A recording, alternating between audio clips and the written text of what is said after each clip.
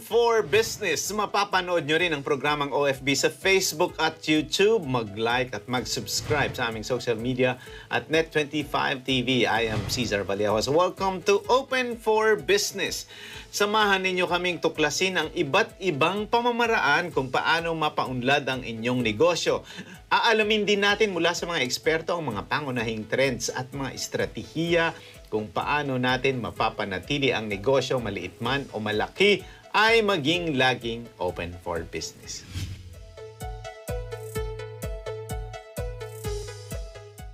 Isa ang Southeast Asia sa nangunguna sa industriya ng supply chain management. Ngunit dahil sa COVID-19 crisis, naapektuhan ito.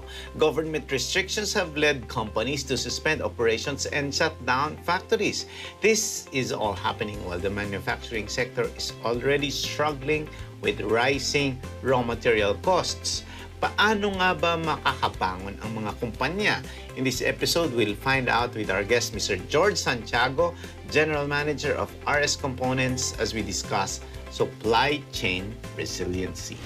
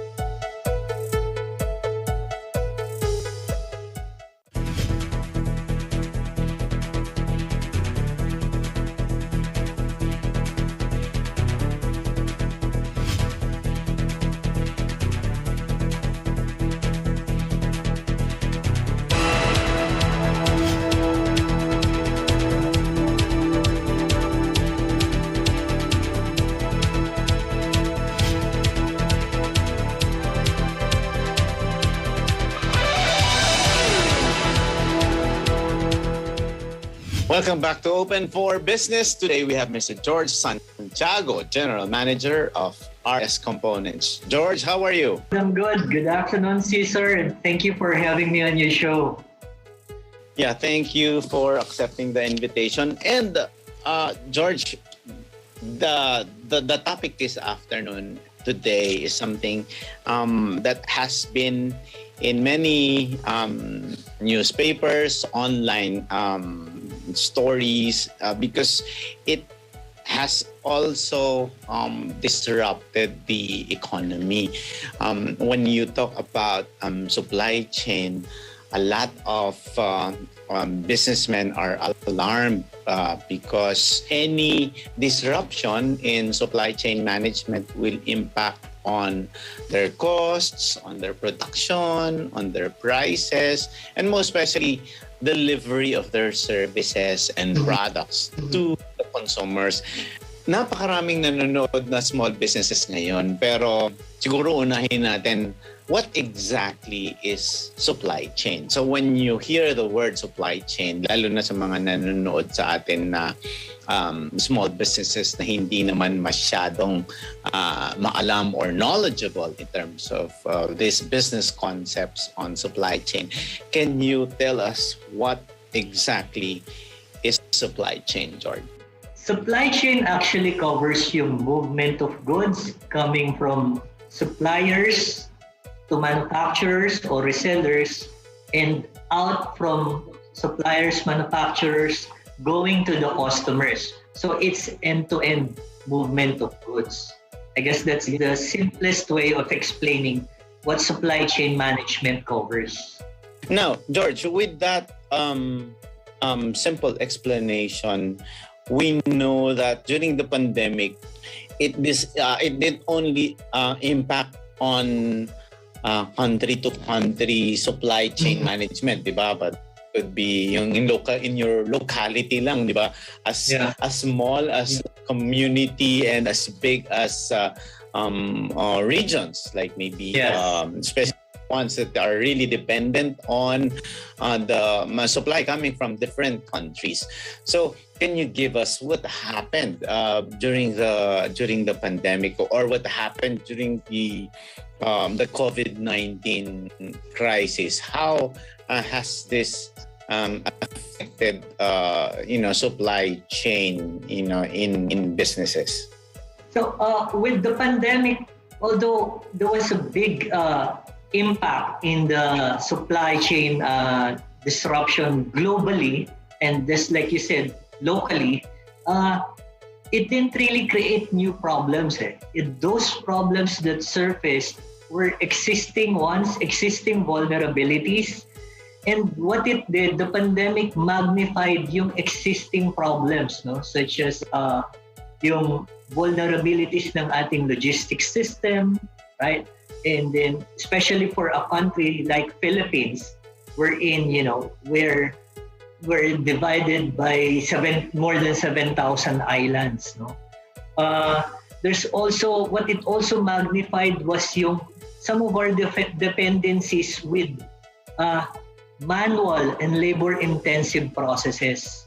No, so during the start of the pandemic, a lot of people were not allowed to go out. So part of the supply chain, there's a dependency to manpower, and that got also affected. With the lessons learned from the pandemic, businesses are really shaking up yung kanilang supply chain strategy, no? To be resilient and visible. There's an increasing investment in different supply chain technologies, such as AI and the use of data analytics. And to address yung manual and labor-intensive process, there's this automation process involved in those investments. Now, George, speaking of these vulnerabilities, kasi di ba during the pandemic there was really focus on going into actually it stopped, di ba? It halted a lot of movement. Kumbaga dati ay 2020 is supposed to be a banner year for everyone, even the business, di ba? In all aspects of business, from fashion to manufacturing to even us with our media services, di ba? It's supposed to be the one of the biggest year, the banner year of many companies, lalo na, di ba? When you say 2020, ganda ng vision, di ba?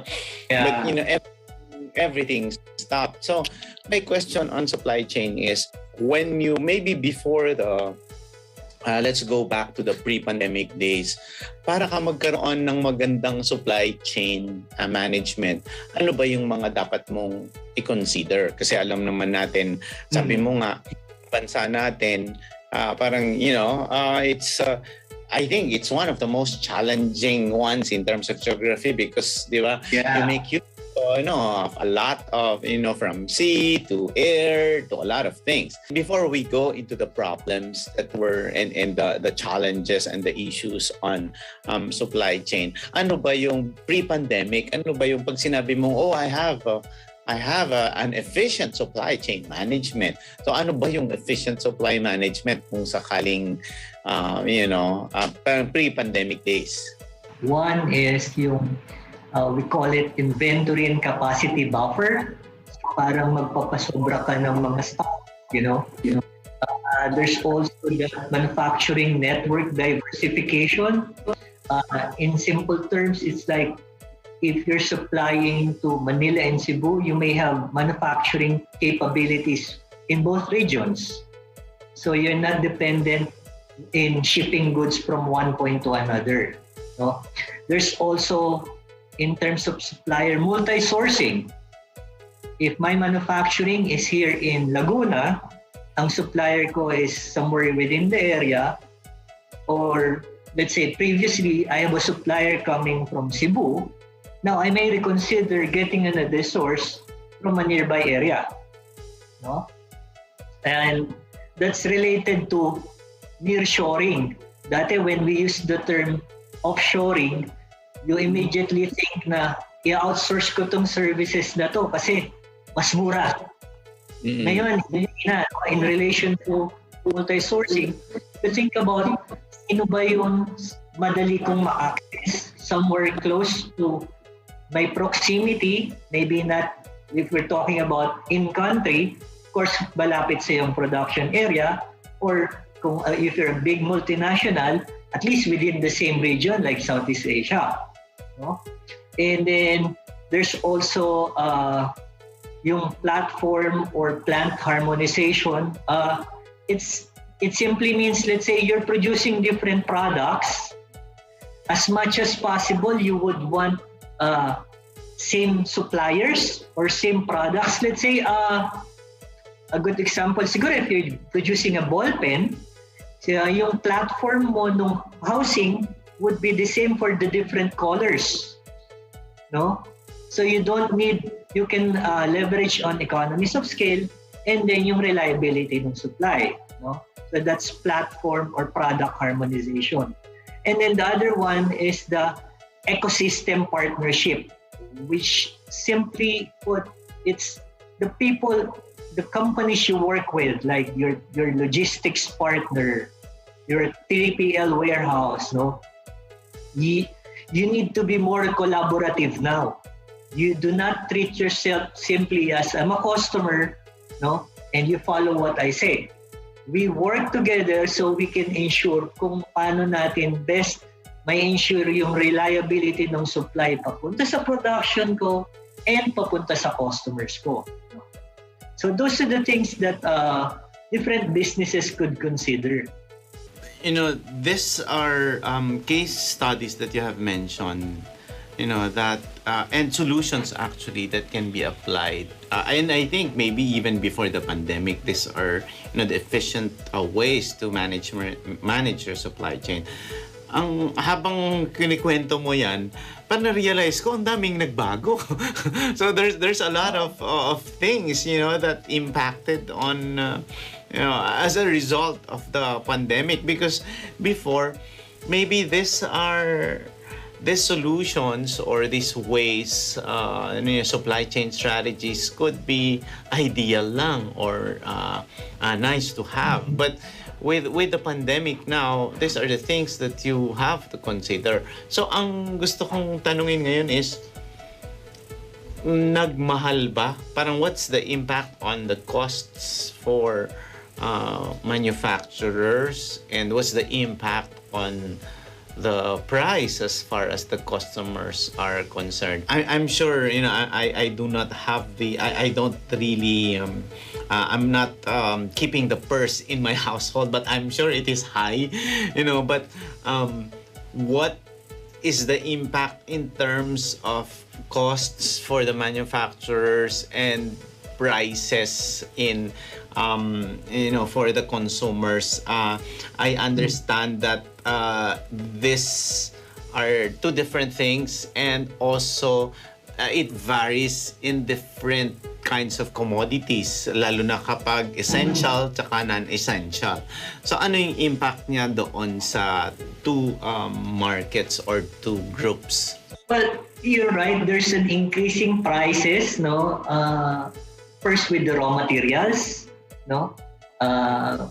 Factored in na dun yung increase in transport costs. And then, of course, there's always that increasing wages, every year, right? And then, as a manufacturer or as a entity in the Philippines, you have to factor your own transport to the customer, which is also increasing. Thus, however, this increase in prices, some of it are negated by different solutions that manufacturers are implementing. There are things like digital transformation is one. Yes, given there are increases in prices of materials and labor, but manufacturers are doing things so that not everything is passed on to the consumers. Internally, manufacturing companies are now, with the pandemic, they're investing heavily into digital transformation. The demand, like you said earlier, there is a need, to make their processes more efficient. There is a need to adopt whatever is the available supply chain technology so that, again, efficiency comes better productivity, and thus lowering the costs. Some of the companies are also adopting different strategies when it comes to operations, like they're doing predictive maintenance so that they avoid downtimes. They use data analytics. Mm-hmm. So they gather different available data from the different aspects of the business so that they use with the use of AI, this give them insights. Ano ba yung increasing trend? Ano ba yung consumer demand? Ano ba yung how will I better service my customer? Coupled all of these things, the manufacturers are finding ways so that they be more efficient and not every increase in their cost would be passed on to the consumer. Now, George, I think we go to the different countries and people who were affected by the global supply chain disruption. Maybe let's categorize the different companies, di ba? And also the consumers. Maraming mga negosyo sa Pilipinas na talagang nagre-rely sa iba't ibang mga bansa para makuha nila yung kanilang magawa nila yung kanilang produkto. And I'm sure, di ba, George, Feed the Philippines is one of them, di ba, where we produce, we manufacture some, I think, a lot of parts also, di ba, of products produced by the other companies in different parts of the world. So, malaki talaga yung consequences ng disruption na ito kasi kahit tayo sa ang Pilipinas, kahit tayo gumagawa ng mga parts nito, maapektuhan din. Hindi ibig sabihin wala tayong mai-supply sa kanila. So, based on your studies, based on your research, and also with your ecosystem, ano ba yung mga bansa na mga markets natin pagdating doon sa supply chain? And pangalawa, para diretso na yung sagot mo, magandang binanggit mo kanina, you were talking about reinforcing resiliency. So, what is, in terms of resiliency, how are you operationalizing that in the supply chain system? And yun ba, kailangan ba na magamit mo rin yung mga iba't ibang mga digital tools na sinasabi mo, from artificial intelligence, machine learning, maybe robotics na rin because of, everyone moves to the fourth industrial revolution. Kayo nga, yung sa supply chain nga, dahil parang maramihan kayo at you're in charge of transport, of all these technologies, kayo ang dapat nangunguna dito.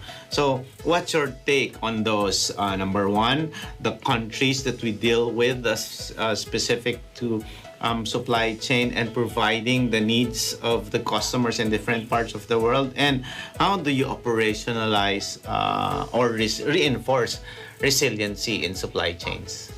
Okay, you're right. The thing you mentioned earlier about we as a country is exporting some materials to other countries too. No, in fact, 55% of our export is electronics. No, so we're top three countries where we export are the U.S., China, and the Hong Kong. Mm-hmm. No, most of these electronic components. Now, in terms of how do you make use or how do you ensure resiliency in the operations, like I said earlier, companies should start with adopting digital transformation. No, like during the COVID, merong mga naglabasan na mga solutions and services that are readily available for big and even MSMEs, that they could adopt. It's normally inexpensive, but the good thing is maganda yung competition, so maraming services and solutions that were made available. So companies must now adopt this to improve their productivity and ultimately their profitability, di ba? Other than that, there are other strategies aside from the AI that I've mentioned. Companies, well, at least the big companies can adopt the Industry 4.0. No, it's intent to help the companies be more resilient, reliable. No, because it will not just cover supply chain. It will also cover different aspects of the organization, such as procurement and purchasing, inventory management, and then yung preventive maintenance. No? Again, talking about preventive maintenance, companies needs to adopt advanced preventive maintenance. No, it's an up and coming. I think it's an important application for manufacturing companies. Preventive maintenance simply is you maintain your production machines before they break down. Mm-hmm. Thus, you avoid losses, no? Siyempre, pag may losses ka, may downtime, may cost involved. No? So, adopting a predictive maintenance helps companies na reduce yung downtime, improve productivity, no? So, again, that reduces cost. When you use Industry 4.0, it's based on different technologies available right now, like these network sensors. It's a good example, yung network sensors. Yung mga production machines ngayon, some of them would have SIM cards, so that when they are communicating directly to the system of the company, they could communicate to the supplier. The suppliers could dispatch components para pang-maintain without any human intervention. No? But these are big solutions for big multinational companies. No? So, with adopting these kinds of available technologies, mas may ensure ang resiliency ng companies. When it comes to sustainability, companies also need to look at their own environmental, social, and economic impact. They need to assess yung kanilang processes, and they also need to look at their suppliers' environmental, social, and economic strategies, no? Including dito yung mga chemical and disposal of waste and recycling of waste. I have a lot of questions on sustainability as well, George. But before going into ESG and sustainability, I'd like to ask first on the side of are you being, handling a company that really involves, the movement of products, electronics, in here in the Philippines and maybe ASEAN countries. What is it that has changed in terms of your business models? Are companies or manufacturers faster now in terms of R&D? Kasi 'di ba parang nung una maaaring hindi pa ready yung mga companies, or as a lot of CEOs and thought leaders tell me, nobody really prepared for this, 'di ba? The industry 4.0 was just a concept before, 'di ba? I think that was 2 years ago or 3 years ago. Even the international conferences tackle that, but it was COVID-19 that pushed it na parang may industry 4.0 agad. So dahil dun sa COVID-19, biglang nagkaroon ng fourth industrial revolution, biglang na-push yung artificial intelligence. But my question there is, where is this speed coming from? Where is, this readiness to address this new concepts, demands, and experience as far as electrical and electronic manufacturing industry is concerned? That ito ba narito na noon at ngayon nyo lang ginawan ng maybe system or any process, and in a few months, like the vaccine, everything is there. Everything is ready. You being an expert in electrical and electronics and manufacturing, how do you describe your readiness with all these emerging technologies happening in the supply chain management? I think the term that I'd like to use is necessity. There was a necessity. The pandemic brought this necessity to adopt and accelerate, one, the topic you mentioned, R&D, and two, to adopt using the different technologies. One thing with R&D, we recently, last month, we just conducted this webinar to cater to about 200 engineers nationwide. So in there, we provided with them kung ano yung mga latest products and technology that they could use to improve their production. That's one. We also highlighted, talking about R&D, that RS Components, we are providing different design softwares for free. For free, So again, this is not only available to our customers, to all of your viewers. I'm telling you, you can download this design softwares. You go to designspark.com. We have electrical design, we have mechanical design, we have PCB designs. It's available even to students who are up-and-coming engineers. The question, if this was available prior to the pandemic, it is available, but now I guess the clamor for these things, mas malakas, mas maraming nagtatanong. In the recent webinar, everyone was interested, how can I get a copy of that design software? Especially that we're making it free to everyone. So out there, it's available, it's ready, they can use it.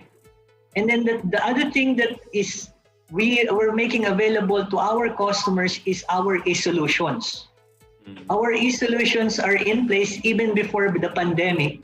But during the pandemic, again, the necessity to improve their procure-to-pay process, customers were reaching out. Oh, how can you help us improve our process? How can you help us make our buyers more efficient? We have e-solutions in place, which again, we are offering to our customers for free. And that will make their full procurement to payment process more efficient.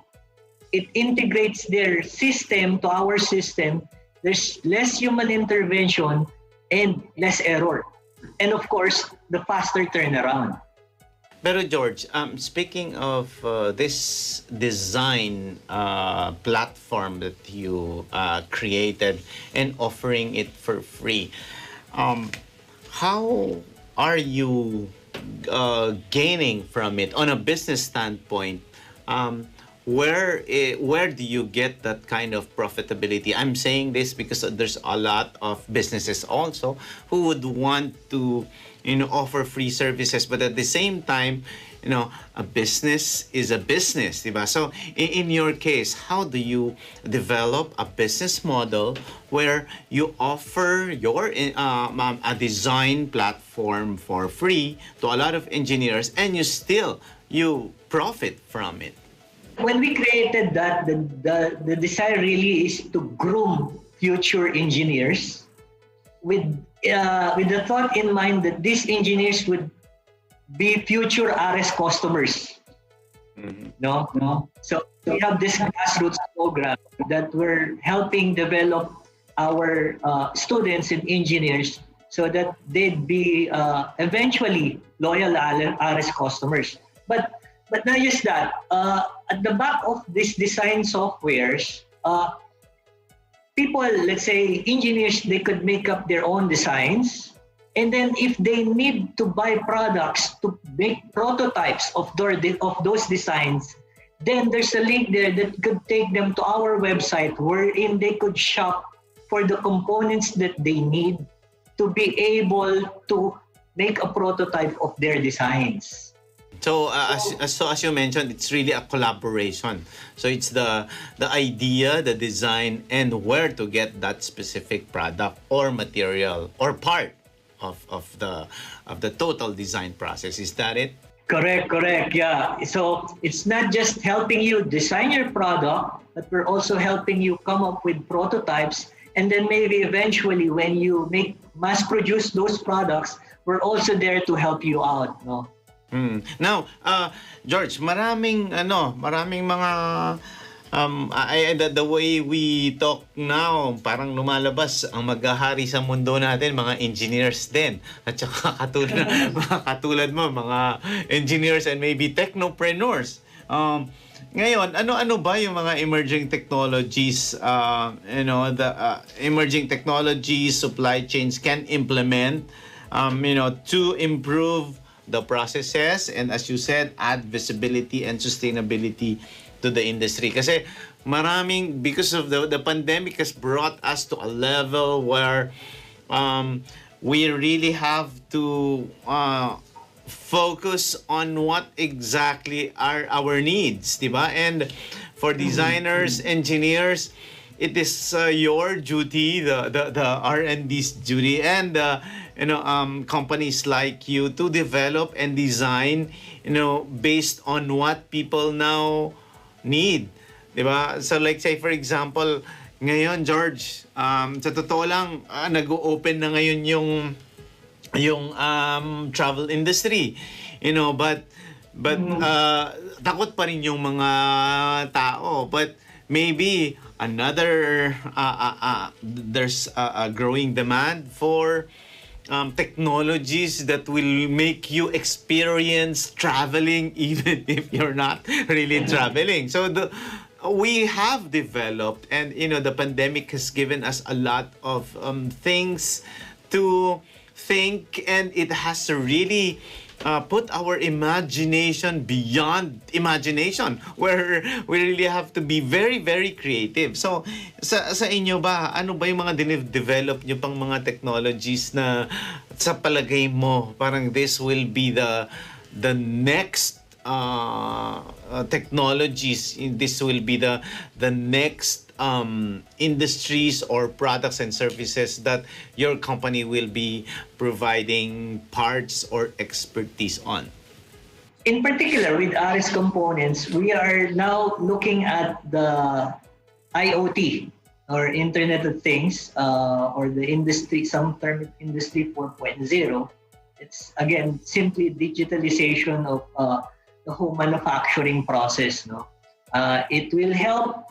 Like I said, not just the supply chain, but also the procurement and purchasing, inventory management, and predictive maintenance inside the manufacturing sector. This is an up-and-coming application, which is, I think, critical, moving forward because, again, it will help. We were talking about resiliency. It will help manufacturing companies be more resilient and at the same time be more efficient. So, Industry 4.0 is using different technologies, talking about technologies, that underpin Industry 4.0, such as yung cloud computing. Now it's available all over the Philippines. No, there are a lot of companies offering cloud computing. There's what I've highlighted earlier, the network sensors.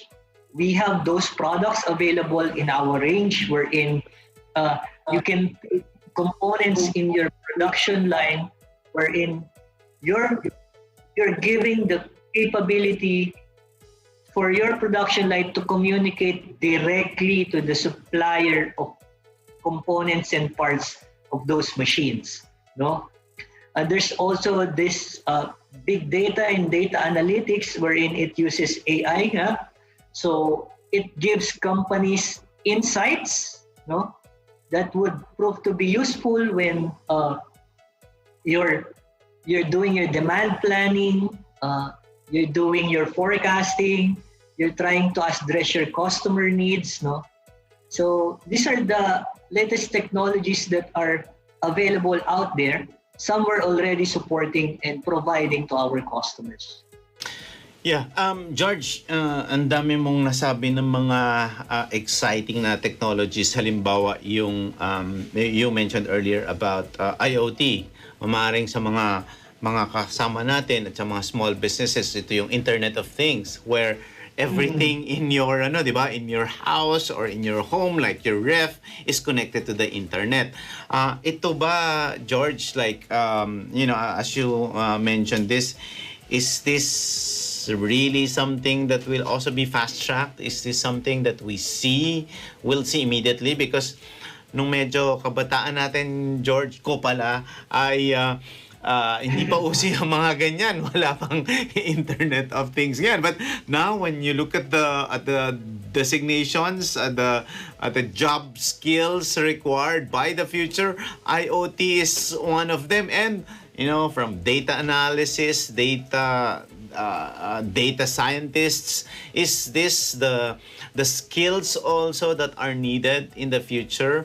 And maybe if you can link it also towards ESG or environmental social governance, where you talked about sustainability. Magkatahi ba yun? Magka-link yung sinasabi mo na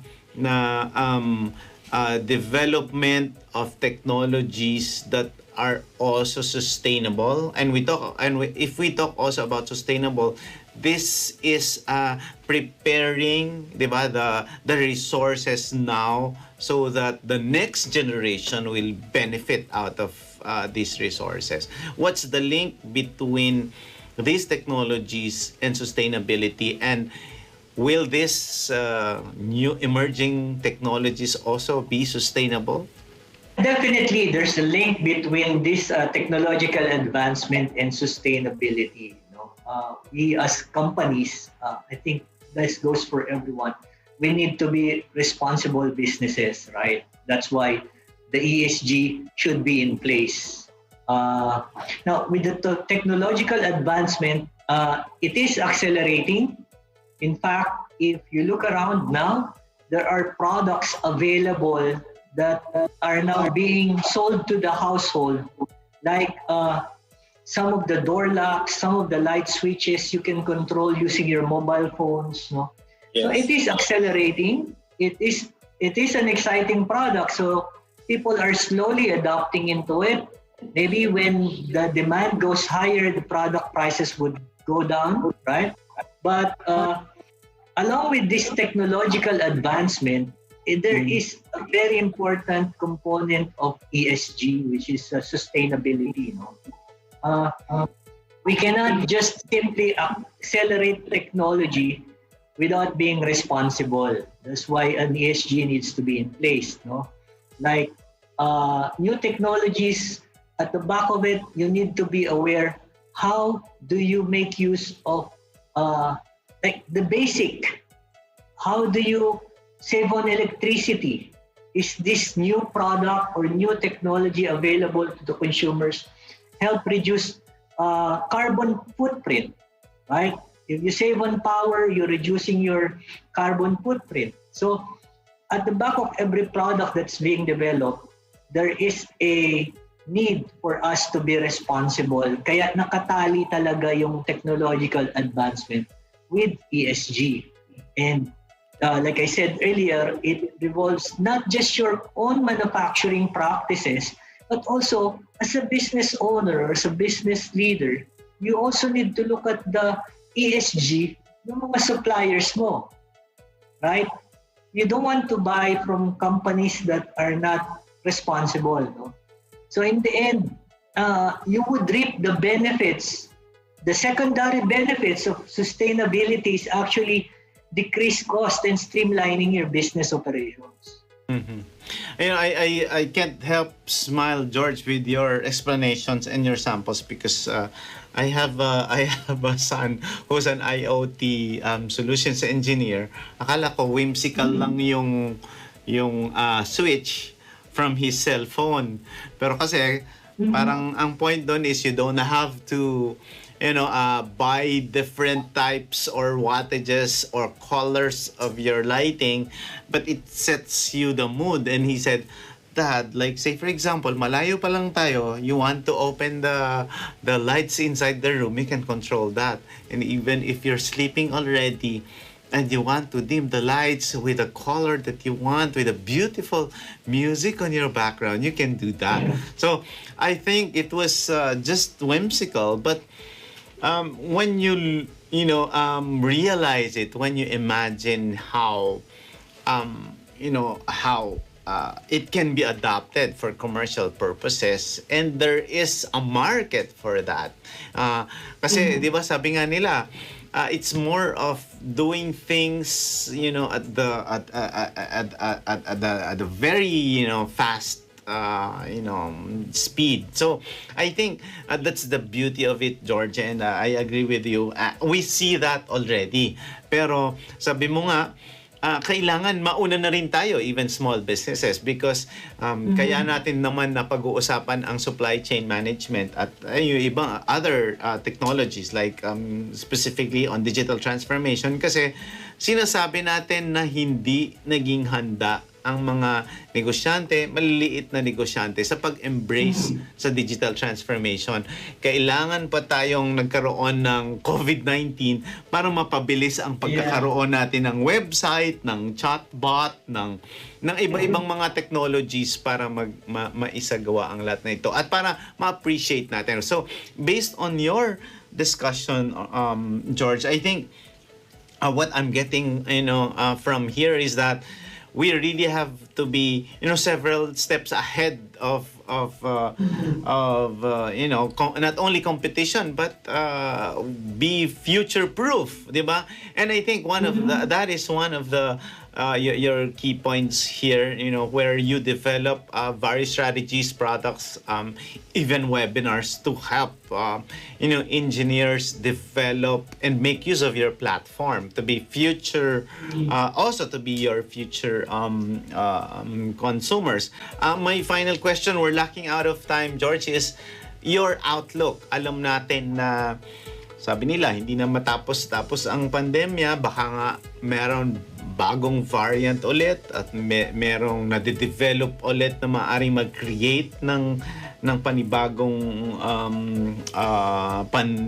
pandemya ulit, na which is not necessarily this Delta variant. But with all the what's happening in supply chain, with all the digital transformation that's happening in the world, what do you see in the future? I know you're not a magician, but you are you are an engineer and you are an expert in electronics and anything, about this manufacturing. What will the industry improve? Will the supply chain management face more challenges, or it is now in the transformation where all the necessary challenges are addressed? Your outlook in the next maybe couple of years, George. First, with the advancement in e-commerce, I think it's very important to have a very good and consistent product. Like I said, people now can search and look for alternatives easily. So you need to create loyal customers with your own product. Let your product sell, no? So it's important that you have to address your manufacturing processes.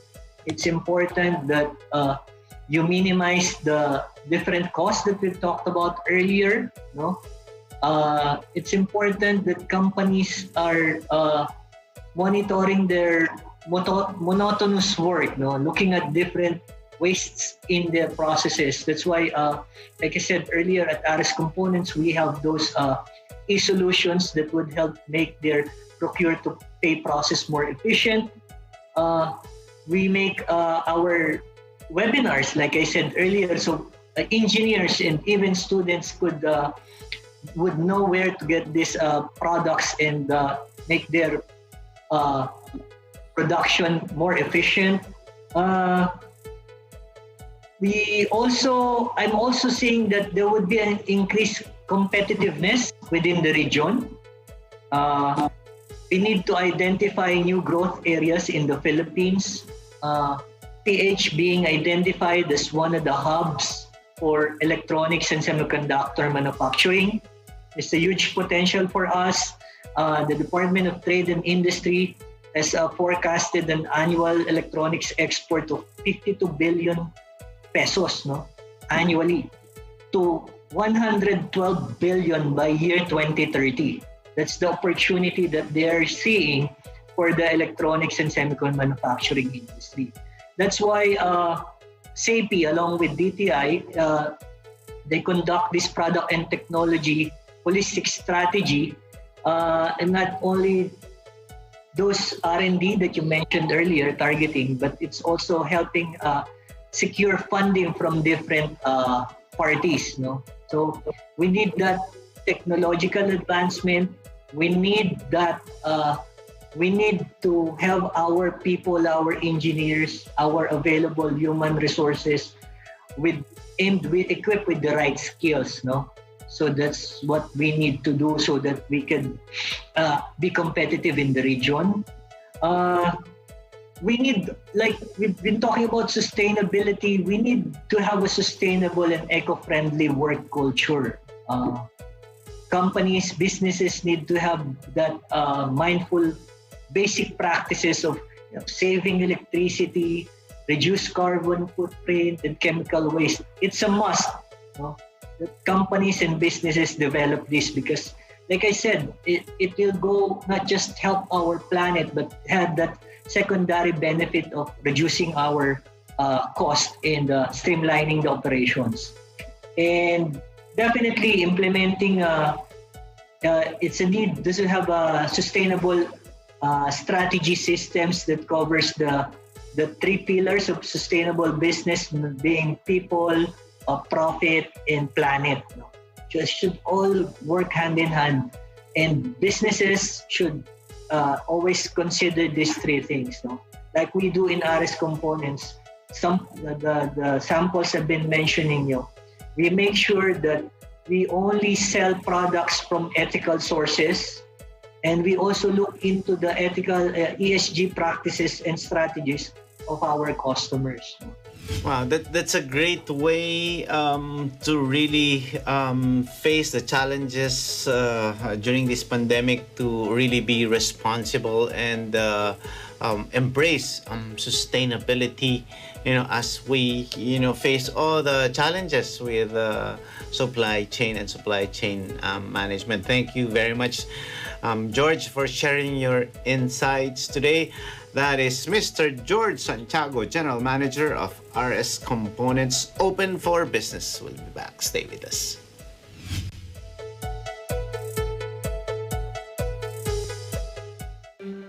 Alam namin ang iyong pagsisikap. Dama namin ang iyong mga sakripisyo. Kita namin ang pagharap mo sa bawat pagsubok. Kaya sa kabila ng mga hamon ng buhay, nandito kami para umalalay. Kasi katulad mo, gusto rin namin ang magandang bukas para sa kanya. Hatid namin ang dekalidad na edukasyon at makabagong pasilidad sa abot kayang halaga. Kaya huwag ka na mangamba, sasamahan ka namin tuparin ang mga pangarap niya.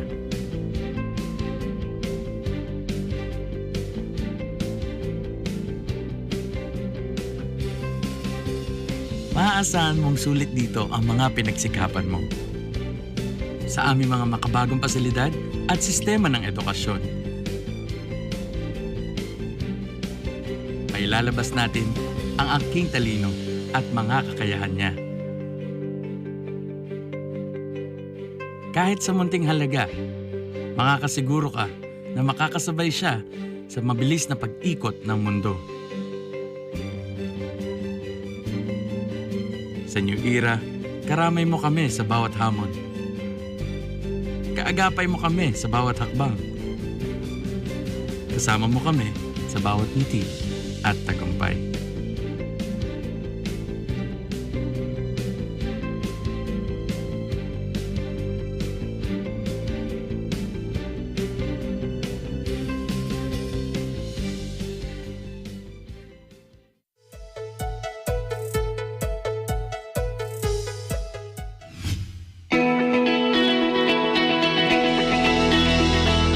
Welcome back to Open for Business. I am Las Vegas correspondent Randy Bernardino, and here are the trending business news around the world. Philippines loses 2.2 trillion pesos to COVID-19. The pandemic wiped out $43 billion, or 2.2 trillion pesos, in Philippine economic output last year, according to Tokyo-based think tank Japan Center for Economic Research, or JCER. In a report, JCER said the 15 major economies in Asia lost $1.7 trillion, or roughly 5.7% of GDP last year due to COVID, with the Philippines ranking 8th. In Southeast Asia, JCER said Indonesia recorded the biggest economic loss at $154 billion, followed by Thailand with $71 billion. In the region, many countries, including the Philippines, depend on tourism for economic growth. Unfortunately, JCER said a slow recovery in tourism could stall the recovery of the overall economy. Tesla tops $1 trillion in market value. Tesla became the latest US tech giant to hit $1 trillion in market value. The surge followed an announcement from rental car giant Hertz of an order to buy 100,000 autos from Tesla by the end of 2022. The car rental giant, which emerged from a bankruptcy reorganization earlier this year, said the electric vehicles would be available in US major markets and select cities in Europe beginning in early November, according to a press release. Tesla's strong earnings illustrated the company's resilience in spite of a semiconductor shortage that has weighed more heavily on other automakers. Google parent Alphabet profit soars to over $18 billion. Google's parent company Alphabet announced profits that jumped to $18.9 billion, even as the online colossus faces increased regulatory pressure and shifting of the lockdown lifestyles that have so benefited big tech. Google remains a centerpiece of online activity, with offerings such as its search engine, ad marketplace, and YouTube video platform that give it extensive global influence. Alphabet revenue of $65.1 billion in the recently ended quarter eclipsed the same period last year by some 41%, according to the tech titan, as its online ad engine and cloud services thrive. And now for our job hunting tips. Every week, we will provide you with tips for first-time job seekers, for those wanting to advance in their careers, or even those wanting to start fresh and change professions. Today's tip: schedule informational interviews. Informational interviews are informal conversations with professionals in an industry or a company you may want to work for. Find out whether you are a good fit for a job by requesting informational interviews with someone working in a field that interests you. Search for potential interview subjects on professional networking sites or member organizations. And that is today's job hunting tip. Now on to our Millennial News with correspondent Jasmine Agustin.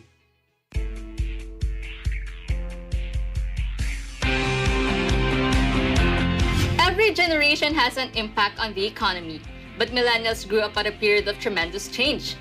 On average, millennials took longer to accomplish certain milestones than preceding generations. Financial stress has a negative impact on millennials' overall well-being as well as their academic and professional success. Young people nowadays receive credit and debit cards and use them irresponsibly. On today's Open for Business, tatalakay natin ang ilang mga financial improvement tips para laging on track ang ating mga finances. As we go through today's instructions, we highly suggest you to take notes. Here are 5 tips on how to improve your financial stability. First off, educate yourself and build skills. To get wealthy, you must first educate yourself. Not only do wealthy people work 2 jobs, but they also find time to read. They also make the most of their abilities and develop them. You have a skill if you know how to do something well. It is time for you to put your skills to good use. Second is use technology, using apps that track your income and expenses. Technology can help you better your finances. And because technology allows us to control and monitor our budgets, it is changing how we view money. It provides a variety of tools and applications to assist you in managing your finances and meeting your savings objectives. Determine which application best suits your lifestyle and gain a better understanding of this technology to assist you in improving your financial situation. Third is budget your life.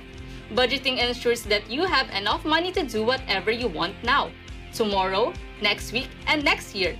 Keep track of your net income and expenses. Your essential expenses are the absolute bare minimum you require each month to live comfortably. One of the most crucial aspects of financial success is creating a budget. Fourth is live like you are poor. Wanting to be wealthy necessitates the development of self-control. Self-control is what separates the genuine from the imposters. The trick to becoming wealthy is as simple as it is unappealing. Live within your means. You become richer the longer you pretend to be poor when you do not have to. Lastly is find a successful mentor. Mentors have gone through it all. Successful people like assisting others in becoming successful as long as they have demonstrated their own worth. Regular talks with your mentor on what you're doing and how your finances are progressing will not only prevent your budgeting from failing, but will also speed it up. Millennials will be faced with financial decisions that will have long-term outturns. Thus, financial literacy is critical, and with that, these tips will definitely give you a better outcome. Para sa Open for Business, ako po si Jasmine Agustin.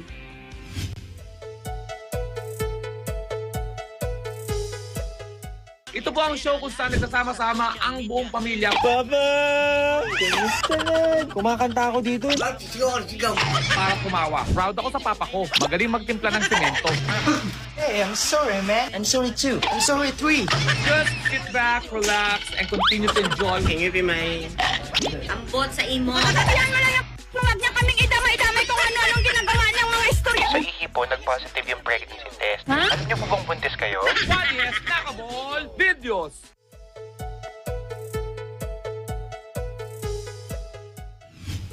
Open for Business is back, and Our term of the week is from Investopedia. Our term is bottleneck. A bottleneck is a point of congestion in a production system such as an assembly line or a computer network that occurs when workloads arrive too quickly for the production process to handle. The inefficiencies brought about by the bottleneck often creates delays and higher production costs.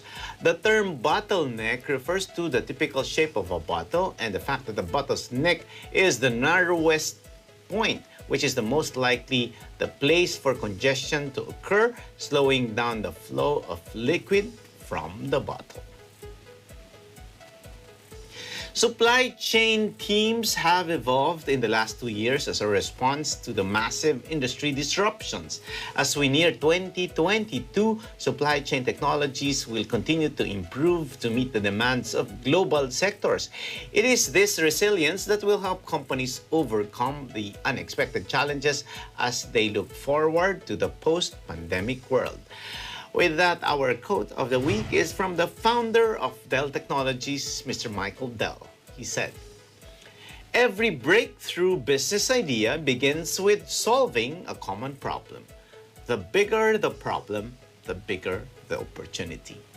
Maraming salamat sa inyong panonood ng Open for Business. Thank you to our guest, Mr. George Santiago, and our correspondents, Randy Bernardino and Jasmine Agustin. Samahan ninyo kaming muli sa Open for Business sa susunod na linggo.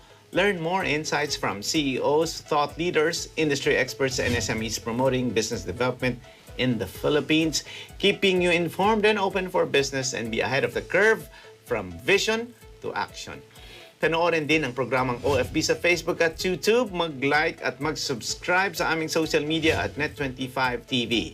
Para sa Open for Business, ako po si Cesar Vallejos. We live in interesting times.